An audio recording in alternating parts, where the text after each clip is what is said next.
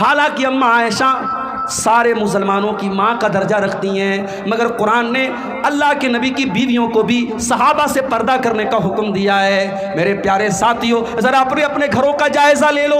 گاؤں کا کوئی نوجوان آتا ہے اور آپ کی بیوی کو بھابھی کہتا ہے، آپ کی بیٹی کو بہن کہتا ہے، اور آپ کو لگتا ہے یہ تو میرے گاؤں کا رہنے والا ہے، یہ تو میرے گاؤں کا لڑکا ہے، میری بیوی تو اس کی بھابھی لگتی ہے، میری ماں تو اس کی بھابھی لگتی ہے، اور یہ کہہ کر کے اس نوجوان لڑکے کو آپ اپنے گھر میں کوئی پردہ نہیں کرتے ہیں، کوئی اس کو گھر میں آنے جانے کی اجازت دیتے ہیں، اور یہیں سے برائی جنم لیتی ہے، یہیں سے برائی جنم لیتی ہے۔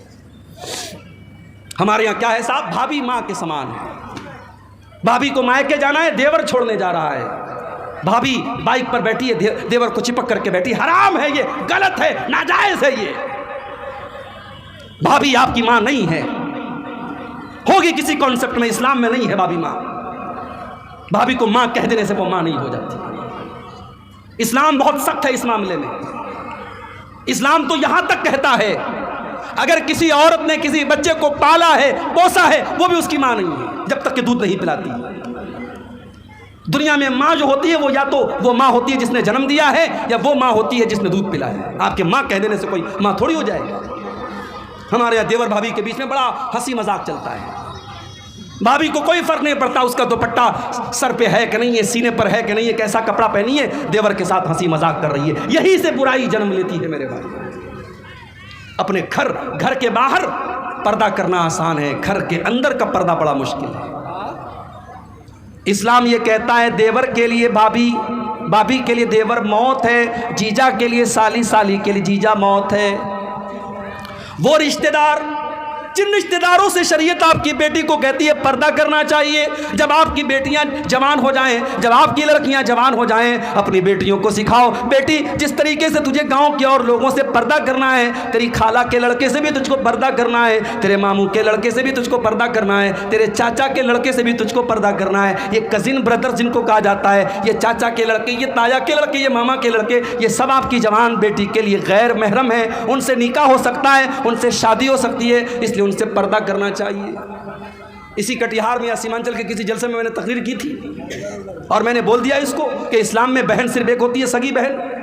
بڑا بوال ہوا تھا صاحب، اس ویڈیو کو RSS والوں نے چلا دیا فیس بک کے اوپر، کہا دیکھو یہ ہے اسلام کی حقیقت۔ اسلام میں یہ انسانیت نام کی کوئی چیز نہیں، اسلام کے اندر بہن صرف سگی بہن ہے۔ بھائی توڑ مروڑ کے بیچ میں سے آپ کوئی بات نکال کے کچھ بھی بیان کر سکتے ہیں۔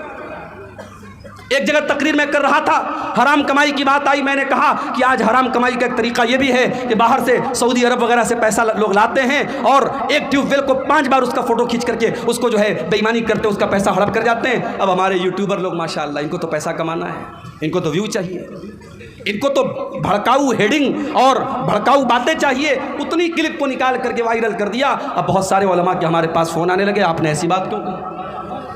حالانکہ میرے کہنے کا یہ مطلب تھوڑی تھا کہ جتنے لوگ باہر سے پیسہ لا رہے ہیں اور مدرسے بنوا رہے ہیں، مسجدیں بنوا رہے ہیں، سب غلط کام۔ اللہ کی قسم میں نے ایسا نہیں کہا تھا۔ ایک بڑی تعداد ہمارے علماء کی ہے جو یہ خدمت انجام دے رہے ہیں، مشاری کا کام کر رہے ہیں، مسجدیں آج گاؤں گاؤں ان کے ذریعے بنی ہیں، مدرسے بنے ہیں، ٹیوب ویل بنے ہیں، کتنے کالج اور ادارے بنے ہیں، ان کے کام قابل تعریف ہیں۔ مگر ہاں، اسی سب میں کچھ ایسے لوگ بھی ہیں جو بے ایمانی کر رہے ہیں، چوری کر رہے ہیں، ہم نے ان کو کہا تھا، لیکن آج اس طریقے سے بیچ میں سے کلپ کاٹ کر کے، سیاق و سباق سے بات کاٹ کر کے کچھ بھی بنائی جا سکتی ہے میرے بھائی۔ ہم نے یہ کہا تھا کہ اسلام میں سگی بہن صرف ایک بہن ہوتی ہے، وہ سگی بہن ہوتی ہے۔ اس کا مطلب یہ نہیں ہوتا ہے کہ اسلام جو ہے وہ انسانیت نہیں سکھاتا ہے۔ اسلام عورت کے معاملے میں بہت سینسٹیو ہے۔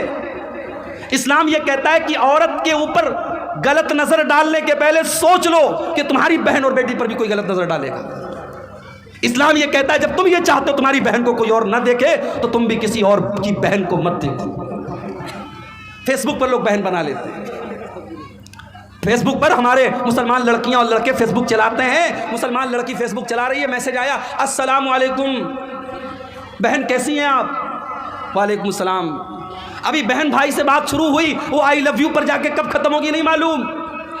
اسی لیے میں کہتا ہوں کہ سوشل میڈیا آج بے حیائی اور زناکاری کا بہت بڑا اڈا بنتا چلا جا رہا ہے. اور میں اکثر حدیثوں میں تقریروں میں وہ حدیث بھی پیش کرتا ہوں. اللہ کے نبی نے فرمایا جب ایک مرد اور ایک عورت جب اکیلے میں ملتے ہیں تو تیسرا وہاں شیطان ہوتا ہے. اگر فیس بک پر بھی ایک لڑکا لڑکی اکیلے میں بات کر رہے ہیں, واٹس ایپ پر لڑکا لڑکی اکیلے میں بات کر رہے ہیں, تو تیسرا شیطان موجود ہے.